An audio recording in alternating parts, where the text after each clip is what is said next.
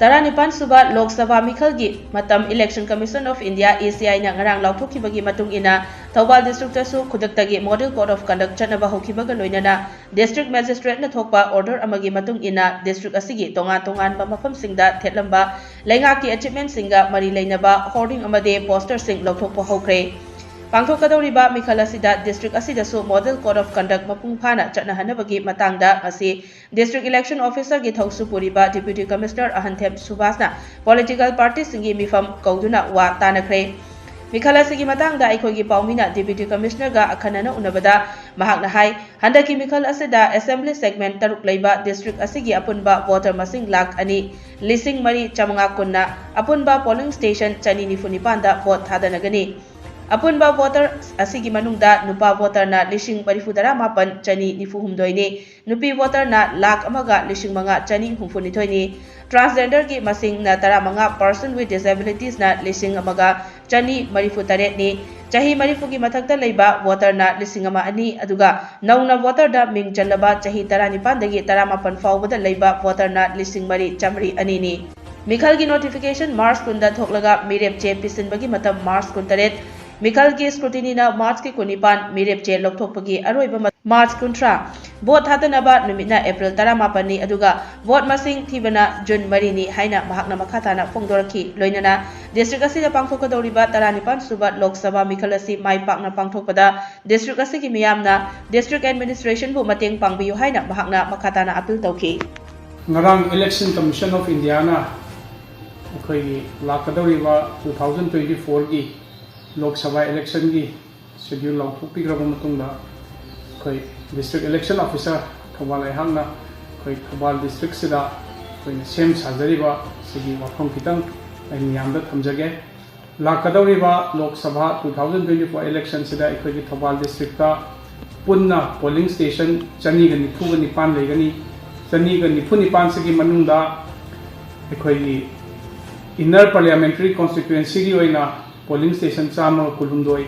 aduga outer parliamentary constituency gi oina ekoi polling station chama kunmanga da ekoi election pangthok jagani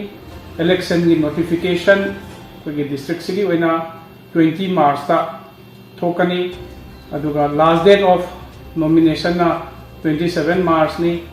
scrutiny oina tang 19 March ta tawgani aduga candidate na withdraw tawbagi matam pibasina ekoi 30 March ko pijagani aduga vote tawgadawa numina Thoubal district ki oina mayam ningsingbiu 19 April da mayam vote thadanagani aduga vote thibagi numina ekoi 4 June da ekoi gi handak pangthokhiba summary revision gi matungina ekoi na hojik phawbada leiriba ekoi gi Thoubal gi total elector si mi lakh ani ga lising mari ga changwa kunni masigi manungda nupa voter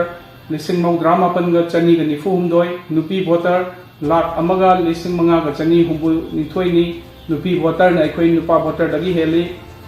aduga loina na transgender ekoi gi da voter traga manga yawi person with disability oina mark toroba voter lising amaga chani ga marfu ga taret lei aduga loina na ekoi gi chahi marfu manga dagi helaba ekoi na yum dagi vote thadaba yabagi khudong chaba pigadoriba voter na ekoi supnagi lising amaga ani lei Thoubal district ki oina aduga inau na ming jalakpa elector chahi 35 dagi 53 bokta ekoi gi da lei ga si mioi lising mari ga chamri ga ani ni district sida koi model code of conduct chanaba hojare mayamna model code of conduct sibu mai pangna channa na bokhanabada mateng pangbiu haiduna appeal tawjari loina na district sida leiriba koi gi arm license paiba mioi singna mahaki arm license loina na arm singu manak nakpa police station singa lag leba March ki tang kulumdoi boki manungda koi deposit tawbiu haiduna appeal tawjari madugi matungda deposit tawdaba gaidu ekoi security forces singna ekoi fagat chagani haibisi mathamjage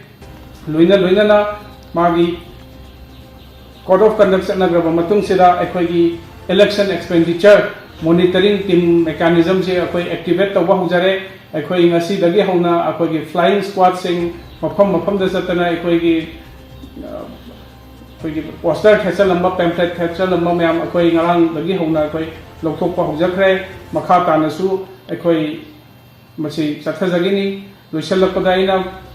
thawalda leriba praja singda appeal tawjani masi lakadoriba 2024 general election si yamna ing chikna yam santi oina pangthokna bhonabada district administration district election officer thawalna lokhalakliba khongthang singda sahajok pina view haina amuka hanna appeal tawjari